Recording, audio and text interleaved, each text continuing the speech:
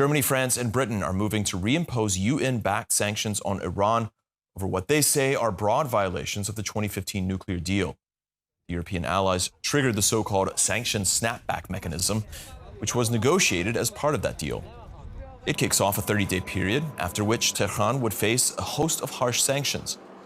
Iran has called the move illegal and said it would be met with an appropriate response. Behnam Ben Taleblu is Senior Director of the Iran Program at the Foundation for Defense of Democracies in Washington, D.C. Behnam, welcome to the show. Correct me if I'm wrong, but your foundation advocates regime change in Tehran.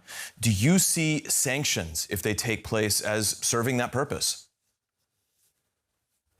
Well, it's a pleasure to be with you. To be clear, our organization advocates for a much more responsible and much more actually hawkish U.S. policy towards Iran, one of which is to make sure that the Iranian people are in charge of their destiny. But there is no organizational position. That's just my view as a first-generation Iranian American leading the entire organization's Iran program.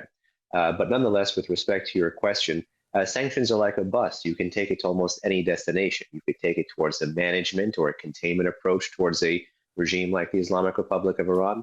You can take it towards achieving a limited deal like the international community did in 2013. You can take it towards achieving a broader deal like the international community did in 2015 with the Islamic Republic of Iran.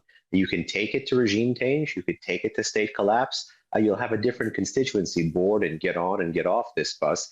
But when you're dealing with financial sanctions in particular, and a government and an economy like the Islamic Republic's economy, it's a good match for coercive economic measures. Not every government in the world that is at odds with America or with the EU or with the West has the kind of economy that makes it susceptible to exactly this kind of pressure. But the government of the Islamic Republic's economy is, as you know, right now, they have trouble keeping the lights on in that country.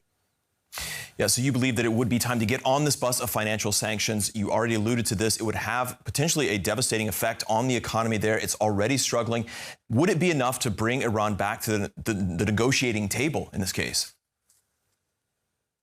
Well, in so many ways, the government of the Islamic Republic is leaving the door half open and half closed for diplomacy, because they know if they permanently shutter it, that would embolden or you could say highlight the salience or the relevance of the military option, both for Israel and for America, who just a few months ago showed that they had overwhelming military superiority against the Islamic Republic of Iran's armed forces, including its chief terrorist apparatus, which is the Islamic Revolutionary Guard Corps.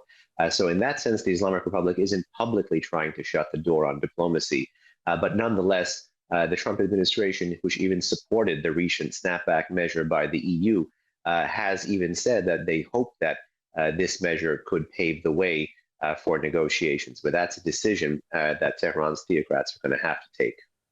Is it politically tenable then for Tehran to engage in these talks? You say they can't outright reject talks, but considering that the U.S. did bomb these facilities and they've used that for their own propagandistic purposes within the country, is it politically tenable for them to come back to the table?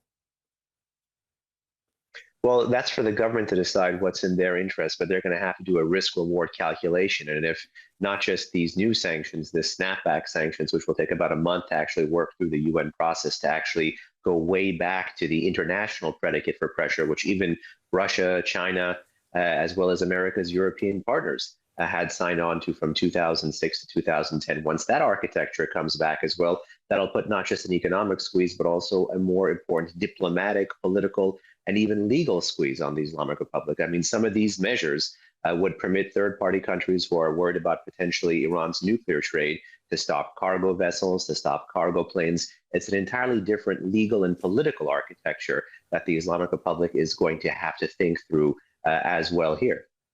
All right, that's Behnam Ben Taleblu, Senior Director of the Iran Program at the Foundation for Defense of Democracies in Washington, D.C. Thank you very much.